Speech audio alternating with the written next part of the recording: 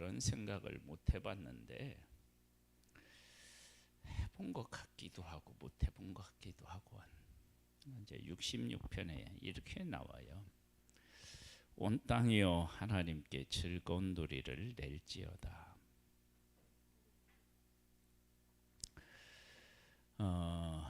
온 땅이 그 하나님께 즐거운 소리를 낸다. 이건 뭐 이제 하나님을 찬양한다, 하나님을 노래한다, 뭐 이런 의미를 담고 있지 않겠어요? 그러면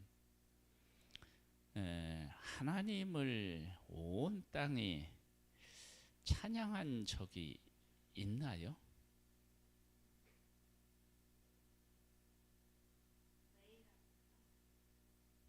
응?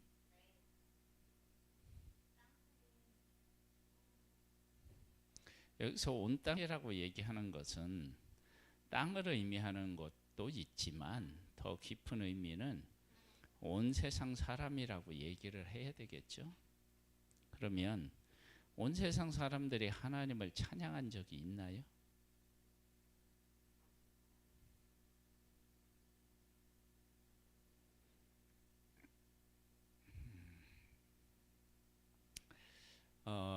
하나님을 찬양한다라고 할 때 그 찬양이 찬양이기도 하고요. 또 하나는 어떤 이걸 이제 이렇게 설명을 해보면 좀 그 이해가 될 것 같기도 하고 그런데 이스라엘이 잘못해서 법궤를 빼앗겼어요. 그러면 법궤를 빼앗겨서 다곤 신당에 두었는데 다곤이 꼬꾸라졌어요. 그리고 이제 젖나는 암수 2마리를 베세메스로 이렇게 보내는데 울면서도 좌우로 치우치지 않고 가요. 그러면서 이 일은 하나님이 하신 일이다라고 선포해요. 그때 이제 사람들이 두려워하고 또 이게 하나님이 하신 일이 맞구나라고 하나님이 인정해요. 그러면 그건 노래에 포함돼야 되나요? 안 돼야 되나요?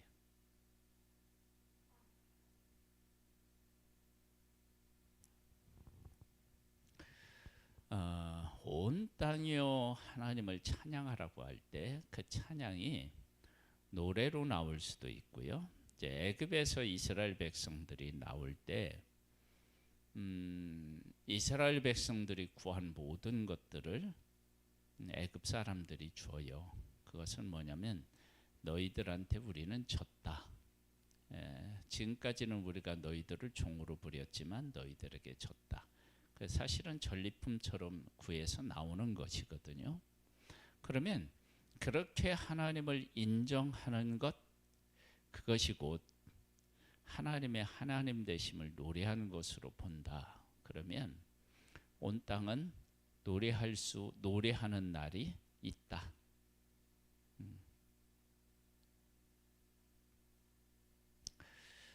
계속 볼까요? 그의 이름의 영광을 찬양하고 영화롭게 찬송할지어다 그랬어요. 그의 이름, 하나님의 이름 속에 하나님이 하시는 모든 일들이 거기 안에 다 들어있어요.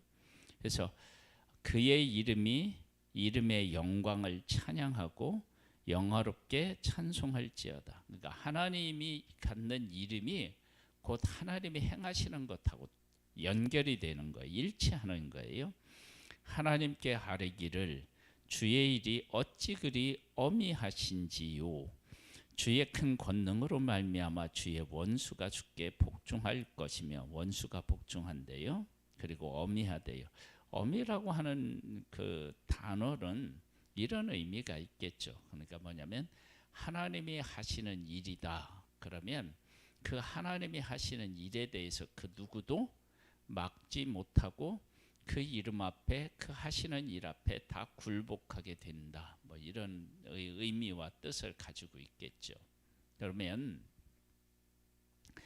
하나님께서 이름을 걸고 하시는 모든 일들을 그 누구도 막을 수도 없고 그것을 변경시킬 수도 없도록 하나님이 다 일하시는 거예요. 그래서 주의 원수가 죽기에 복종할 것이며, 하나님의 원수가 세상에 존재할 수 있느냐? 없는데, 하나님의 백성의 원수는 곧 하나님의 원수로 성경에서는 이야기를 해요. 그러니까 하나님의 주의 원수가 죽게 다 복종하는 거예요. 그러면서 이렇게 말씀을 하셔요. 온 땅이 주께 경배하고 주를 노래하며 주의 이름을 노래하리이다 할지어다. 이러면서 주를 경배하고 노래하고 주의 이름을 또 노래하고. 그런데 이것이 온 땅이라는 거예요. 하나님이 하신 일을 그 누구도 이게 이제 그 부정할 수가 없어요. 그래서 이게 이제 어디에서 나오냐면 에스더서에 이제 그 하만이 모르드게가 절하지 않는 것을 통해서 유대인들을 다 죽이려고 하는 계획을 세우잖아요. 그때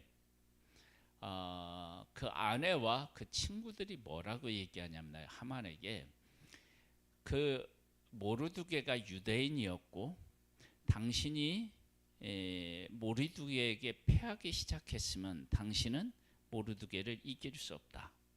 이제 그런 고백을 해요.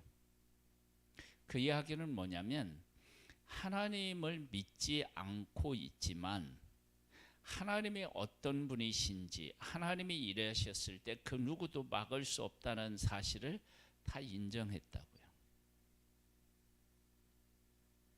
그러니까 하나님이 일을 하시면 그러한 일들이 일어나게 되어 있어요. 그래서 내가 하나님을 의지하고 하나님과 함께 살아가면서 하나님을 나타내면 어떤 일들이 생기느냐? 온 땅에 하나님을 인정하는 일이 세상에 생기게 되는 거예요. 두려움으로 인정하든지 아니면 하나님이 하신 일에 대해서 감사하든지 다 그렇게 되어 있는 거예요. 그 다음에 볼까요? 와서 하나님께서 행하신 것을 보라. 사람의 아들들에게 행하심이 어미하시도다. 그러면서 이렇게 노래하고 있어요. 하나님이 바다를 편하여 육지게 되게 하셨으므로 무리가 걸어서 강을 건너고 우리가 거기서 주로 말미암아 기뻐하였도다.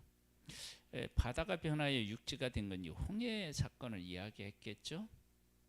그리고 홍해 때도 그렇고 요단강 그러는데 보통 바다가 변화해서 육지가 됐다 그러면 어디를 얘기하냐면 홍해를 보통 이야기해요. 자, 홍해에 길을 내서 건넜는데 거기 가면 길이 난 것을 볼 수 있나요? 없죠. 그런데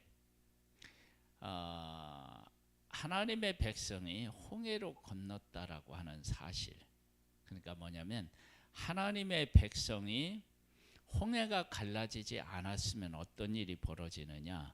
애굽의 군대에 의하여 죽었을 수 있어요. 그러면 하나님의 백성이 홍해 길을 육지로 건넜다라고 하는 것을 증명해내는 것, 와서 보라고 하는 그 증거물이 뭐냐면 하나님의 백성들이 애굽의 군대에 죽지 않고 살아서 지금 약속의 땅에 있는 것 자체가 그건 뭐냐면 하나님이 하신 일을 보고 있는 거예요.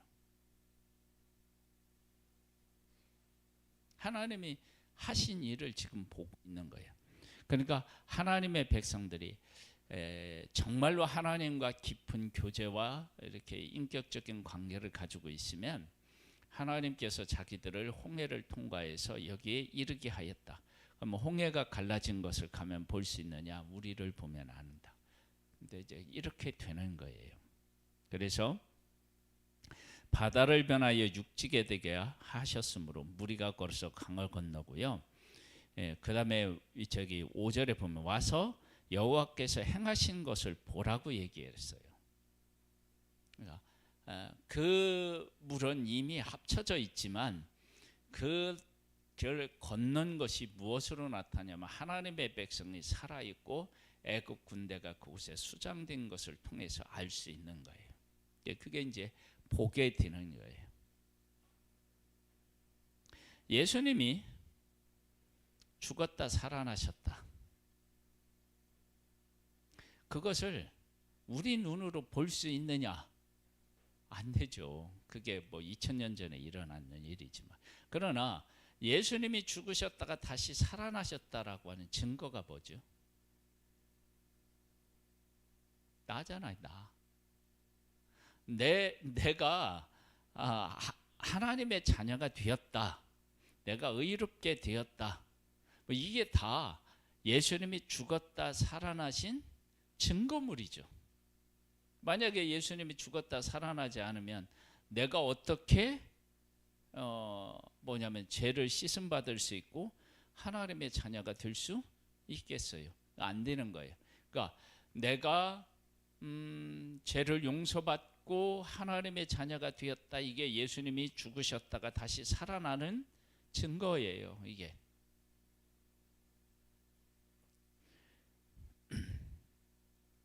그래서 육지가 되게 하셨으며 무리가 걸어서 강을 건너고 우리가 거기서 주로 말미암아 기뻐하였도다. 그래서 하나님을 찬양하게 되죠. 그가 그의 능력으로 영원히 다스리시며 그의 눈으로 나라들을 살피시나니 거역하는 자들은 교만하지 말지어다. 그랬어요. 여기 보면 그가 그의 능력으로 영원히 다스려요.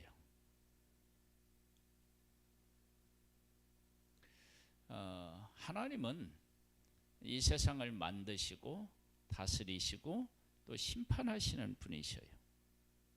그리고 그의 눈으로 나라들을 다 살피셔요.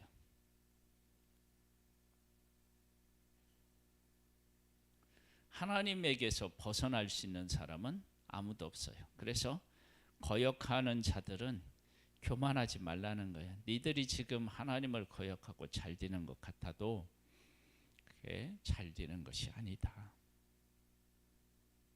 그래서 이제 누구를 보면 알 수 있느냐? 애굽을 보면 아는 거예요. 애굽을. 만민들아 우리 하나님을 어떻게 하라고요? 송축하며 그의 찬송 소리를 들리게 할지어다. 만민들아 우리 하나님을 송축하라.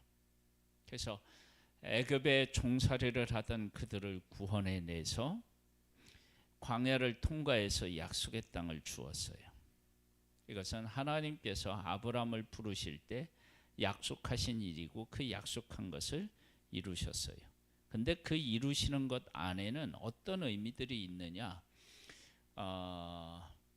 가나안에 살고 있는 일곱 족속에 대한 심판의 개념이 있어요. 그럼 왜 그들을 심판하셨느냐? 그들이 죄가 있기 때문에 그래요.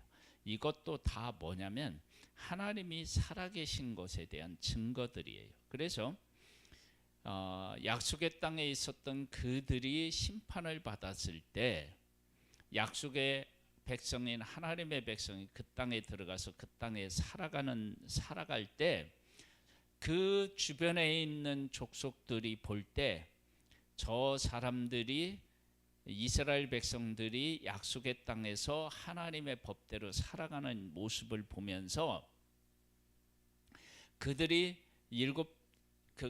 가나안 땅에 있었던 그 일곱 족속들이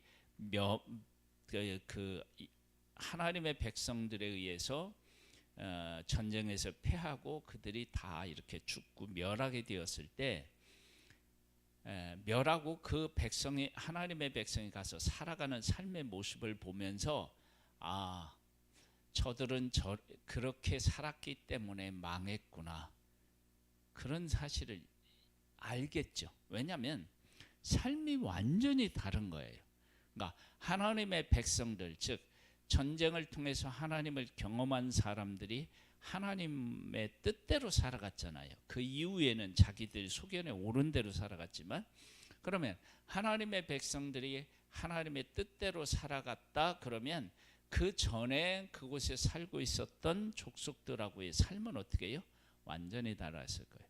아, 하나님은 그런 의미에서 그들을 심판하셨구나. 그러면 그 주변에 있는 나라들이 무엇을 알아야 되냐면, 아, 저렇게 예전에 그 약속의 땅에 살고 있는 사람들처럼 살면 우리에게도 문제가 있겠구나.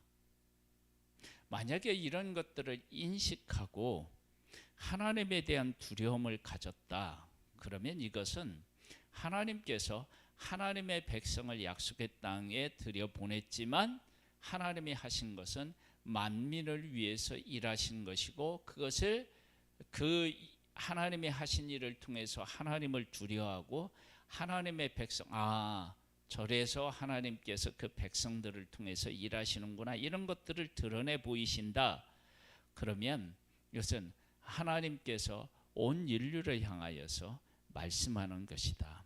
그래서 어떻게 되느냐, 만민들아 우리 하나님을 송축하라는 거예요. 그의 찬송 소리에 어떻게 했냐면 들리게 하라는 거예요. 그러면서 그런 우리의 영혼을 살려두시고 우리의 실족함을 허락지 아니하시는 주시로다. 그러니까 우리 영혼을 살리시고 실족하는 것을 원치 않으시는 거예요. 그러면 그것이 이스라엘 백성들에게만 적용되는 게 아니고 그 당시에 그 살았던 수많은 나라들에게서 그런 것들이 다 적용이 되는 거예요. 그래서 하나님께서는 어떻게 하시느냐, 다윗 시대가 지나고 솔로몬 시대 되었을 때 하나님의 백성들이 가장 영광을 누리는데 그 영광이 그 안에만 머무지 않고 이게 이제 먼 아프리카까지도 가서, 그렇죠? 시바 여왕이 와서 솔로몬하고 이렇게 해서 지혜를 붓고 많은 민족들이 하는 것은 하나님이 하시는 일들이 우리가 생각한 것보다 멀리 어떻게 해요? 퍼져나가고 그것을 듣게 되는 일들이 생기도록 하나님이 일하셨다. 우리가 이제 그렇게 볼 수 있는 거예요. 그 다음에 그 노아 때 홍수가 있었는데 그 홍수에 대한 일들이 세계 곳곳에서 유전으로 전해진다고 하잖아요. 그러면 세계 모든 사람들이 홍해의 일들을 기억하고 있다. 그러면 이 기억하고 있는 이 일은 곧 뭐하고 관련되었느냐면 하나님의 일하심의 어미하심, 하나님의 어미하시게 일하시는 그런 모습을 사람들이 인식하는 것이고요. 그리고 그렇게 인식하면서 아, 우리가 우리의 힘으로만 살아가는 것이 아니다라고 하는 사실을 인정하게 된다. 그러면 이것은 하나님이 온 세상을 일하시는 것들을 통해서 우리를 만드시고 우리를 사랑하시고 구원하시고자 하는 하나님을 만나는 길을 열어준 것이기 때문에 하나님을 송축할 수밖에 없고 그 하나님 앞에 우리는 찬양을 드리게 되는 거죠. 그 다음에 이제 10절에 보면요, 하나님이여 주께서 우리를 시험하시되 우리를 단련하시기를 은을 단련함 같이 하셨으며, 하나님은 어떻게 하시느냐, 시험하시고 단련하시는데 이 시험과 단련이라고 하는 것은요 다른 의미가 있는 게 아니에요. 어떤 의미가 있느냐, 이스라엘 백성들이 애굽에서 오랫동안 종살이를 했잖아요. 그러면 오랫동안 종살이를 하면서 그 백성들이 하나님은 정말로 우리 하나님이실까? 하나님은 우리하고 약속하셨는데 그 약속을 지키시는 하나님인가? 라고 하는 의심을 갖게 되지 않겠어요? 그렇죠? 의심하게 되겠죠. 그런데 그 시간들이 400년이다. 그러면 이 400년, 뭐 성경에 430년 얘기하는데 그런 시간들이 다 지났을 때 하나님의 백성들이 하나님께서 약속하신 그 약속에 대한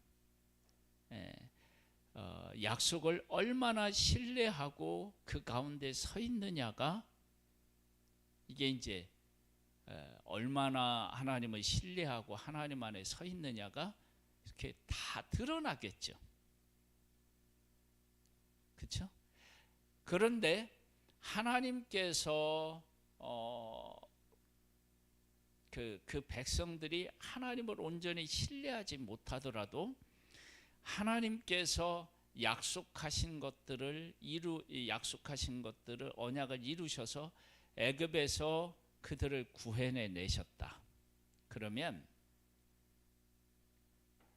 430년 애굽의 그 강력함, 10가지 재앙, 홍해를 건너고 그리고 광야를 통과해서 약속의 땅을 하나님의 힘으로 이렇게 다 하고, 그래서 하나님의 약속을 이루셨다.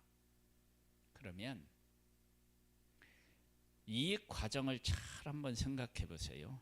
시험과 단련이라고 그랬어요. 그런 오랜 기간 동안 하나님이 정말로 우리하고 약속하신 것을 이루실까 막 하는, 그게 막 이렇게 막 흔들리고 하나님에 대한 막 소망마저도 이렇게 사라져가는 그러한 때에 하나님이 오셔서 다 구원하셔서 약속의 땅을 주셨어요. 그러면 이러한 것들을 경험한 하나님의 백성들이라면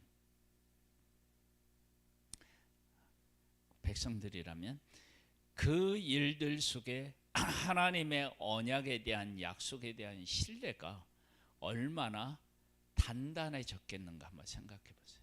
그러니까 우리가 도저히 이렇게 치료받을 수 없었던 그런 것을 하나님이 치료하셔서 건강을 회복해 하셨다 그러면 하나님에 대한 신뢰가 이게 커지지 않겠어요? 작은 것보다. 그것처럼 하나님의 백성들을 애굽에서 나와서 광야를 통과해서 약속의 땅에 들어가는 그 모든 과정이 이스라엘 백성 스스로는 절대로 할 수 없는 거예요.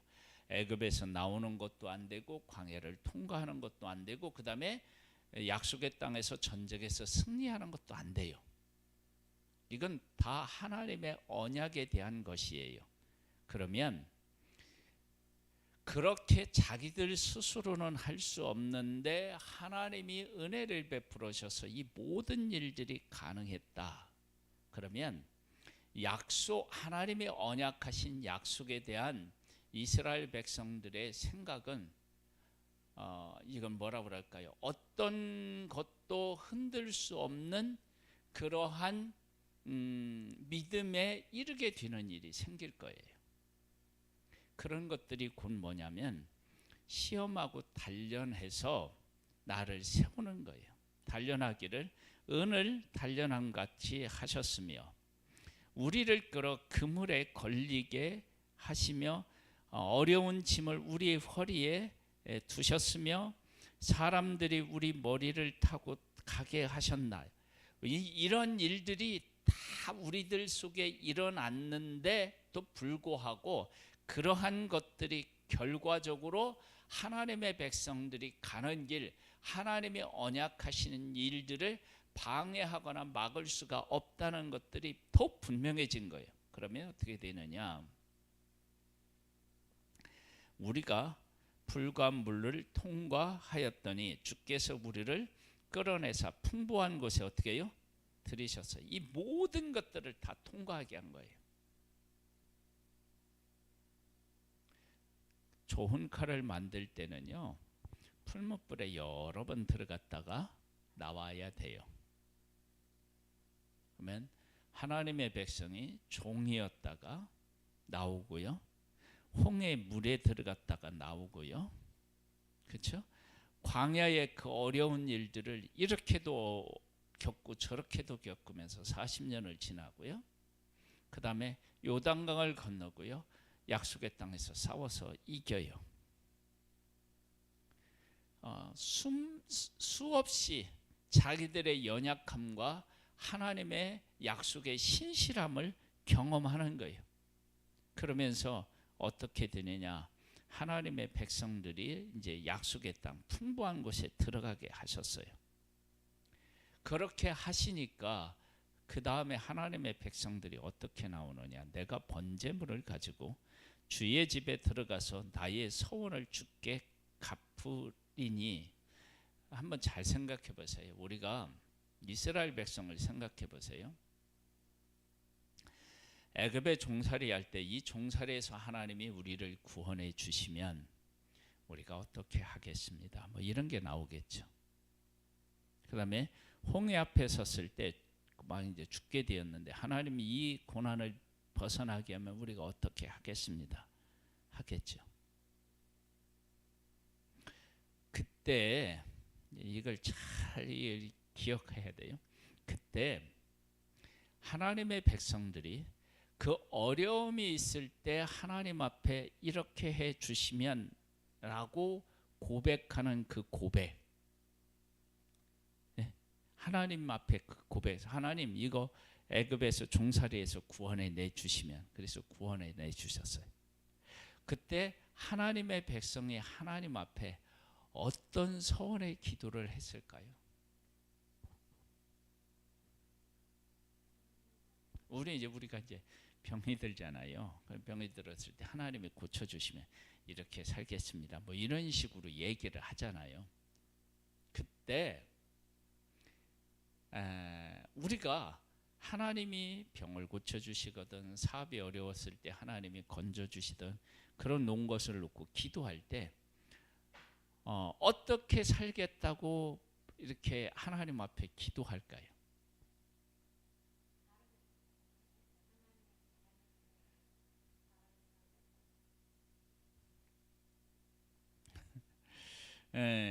그렇게 이제 한번 보세요. 번제물을 가지고 주의 집에 들어가서 나의 서운을 주께 갚으리니 이는 내 입술이 낸 것이요 내 환난 때 내 입이 말한 것이다. 그걸 내가 얘기해놓고 갚는데 한나와 같은 거예요. 아들을 주시면 평생에 바치겠습니다 하고 이렇게 바치잖아요. 그렇죠? 그렇다면 내가 하나님 앞에서 이렇게 이제 어려움을 겪으면서 기도하는 그 기도의 그 본질적인 것, 하나님이 구원해 주시면, 그 다음에 이 애굽의 군대에 의해서 죽지 않으면, 광야를 통과케 하시면 어떻게 하겠습니다 라고 하는 것을 이야기할 거예요. 그때 나의 소원을 주께 갚는데요.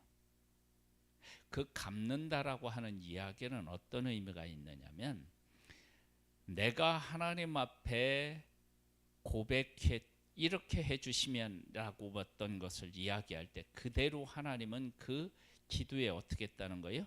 응답해 주셨다라고 하는 것을 우리가 알 수 있어요. 내가 갚겠다. 그러니까 한나 아들을 주시면, 그래서 아들을 주셨잖아요.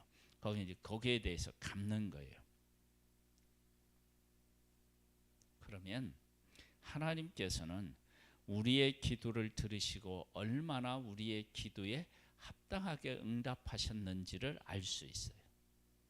그러니까 이스라엘 백성들이 뭐 원망하고 막 이런 거 하지만 실제로는 하나님 우리를 애굽에서 구원해 내 주세요. 이런 기도가 왜 안 나왔겠어요? 그러면 그 기도가 어떤 의미가 담겨져 있느냐면 하나님의 약속하고 이게 연결이 돼요. 이게 아주 중요한 거예요.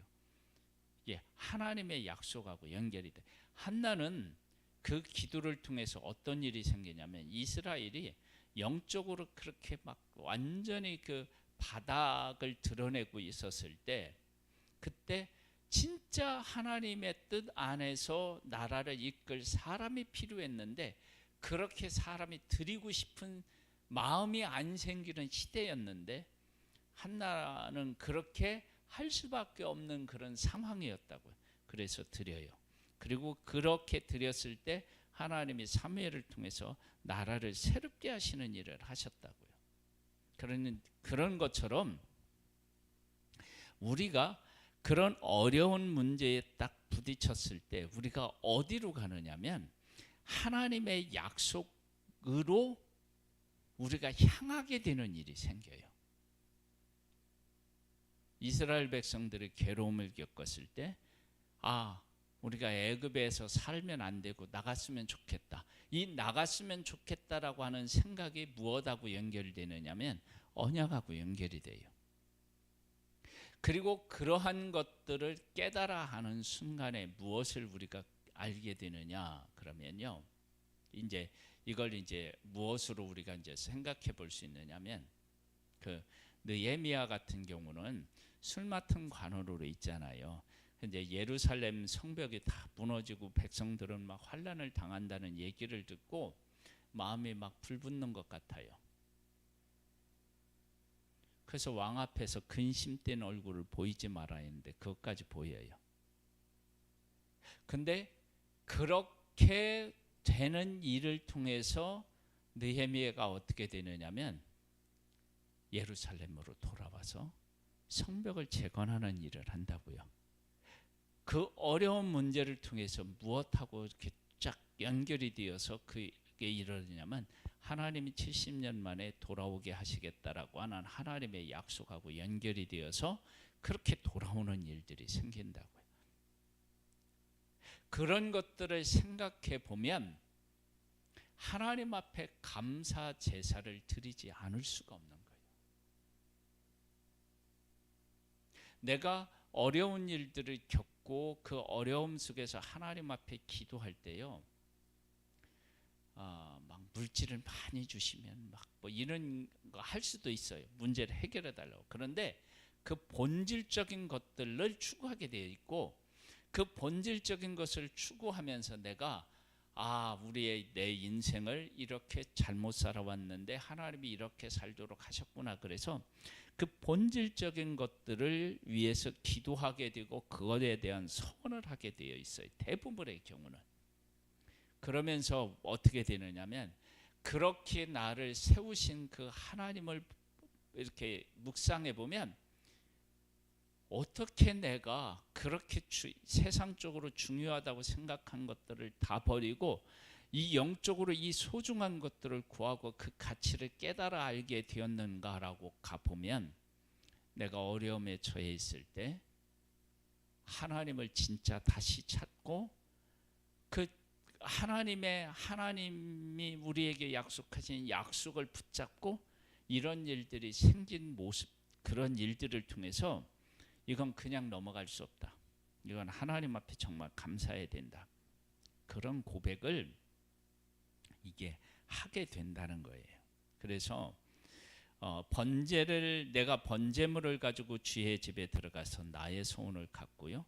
이는 내 입술이 낸 것이요 내 환난 때 입이 말한 것이다. 근데 입술이 내고 환난 때 입으로 말했는데 그 말하는 것이 뭐냐면 하나님 앞에 서원한 것인데 그 서원한 것이 하나님의 뜻과 하나님하고 무관한 것을 하겠느냐고요.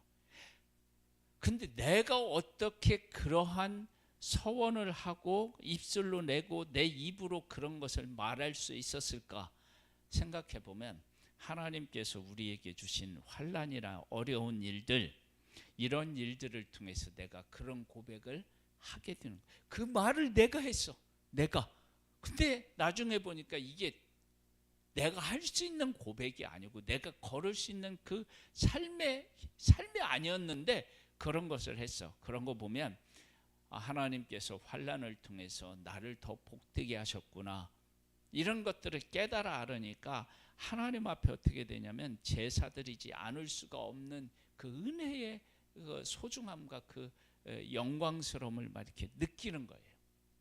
그런 감사가 있는 거예요, 지금 이게. 그래서 내가 순양의 향기와 함께 살진 것으로 주께 번제를 드리며 수수와 염소를 어떻게 해요? 드리는 거야.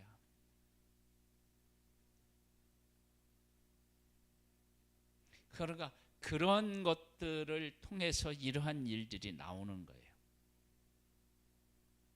그러면서 하나님을 두려워하는 너희들아 다 와서 들어라. 하나님이 나의 영혼을 위하여 행하신 일을 내가 선포하리로다. 그래서 하나님의 백성들이 애굽에서 나오고 광야를 통과하고 다 한번 잘 생각해 보세요. 약속의 땅에 갔어요. 그 땅에 싸워서 이기고 그 땅에서 이제 곡식들을 하고 또 주변에 있는 나라들하고 이렇게 왕래가 있을 거 아니에요. 왕래가 있을 때 이스라엘 백성들이 터나 없이 출애굽한 거, 그리고 주변에 있는 사람들이 거기에 대한 관심이 많을 거 아니에요. 야, 너희들 어떻게 애굽에서 종살이 하다가 어떻게 이렇게 되었느냐. 그럼 물어보면 너나 없이 막 그런 얘기를 막 하지 않았겠어요? 그냥 우리가 생각해 보면. 그러면서 하나님이 하신 일들을 다 선포하는 거예요. 내가 나의 입으로 그에게 부르짖으며 나의 혀로 어떻게 해요? 높이 찬송하였도다. 그러면서 내가 나의 마음의 제약을 품었더라면 주께서 듣지 아니하셨으리라. 그러나 하나님이 실로 들으셨으며 내 기도 소리에 귀를 기울이셨도다. 이렇게 있는데 이런 일들이 어떻게 일어나느냐 그러면 이 환란이라고 하는 것이 아주 중요한 매개체라래요. 그러면 이스라엘 백성들 애굽에서 그 심한 종살이를 하면서 하나님 우리를 여기서 건져주시면 그 건져주시는 것을 영적으로 해석하면 어떻게 되느냐 그러면 이곳이 우리가 살아갈 땅이 아니고 약속의 땅이 우리가 살아가야 할 땅으로 이게 고백되어지는 그 포인트가 되는 거예요. 그게. 그리고 그렇게 내가 여기에 살지 않고 약속의 땅에 대한 것을 이야기했다. 그러면 이 고백 자체가 누구로 말미암아서 온 거냐면 하나님. 내가 얘기했지만 이게 내 것이 아니라 하나님의 것이라고 하는 생각이 드는 거야. 그러니까 어떻게 되냐면 하나님 앞에 예배하고 내 삶을 통하여 찬양하고 그러면서 가만히 생각해 보니까 이 일이 나나 우리 민족만을 위한 일이 아니고 온 세상을 위하는 일이다라고 하는 것을 깨달아 알아서 온 땅의 여호와께 찬양하라 그렇게 말을 하는 거예요. 그래서 처음 시작할 때 어떻게 시작해요? 그렇죠? 그러니까 어떻게 되냐면 그 하나님의 일하심이 자기들만을 위해서 일하신 게 아닌 것을 느끼는 거예요. 그러면 이 찬양을 한다. 그러면 이 찬양을 하는 사람의 삶은 그러면 어떻게 세워졌을 것이냐라고 생각해 보면 자기의 안일 이 세상에 있는 것이 아니라 하나님이 더 큰 소원 언약을 이루는 일에 그 마음을 품고 살아가겠죠.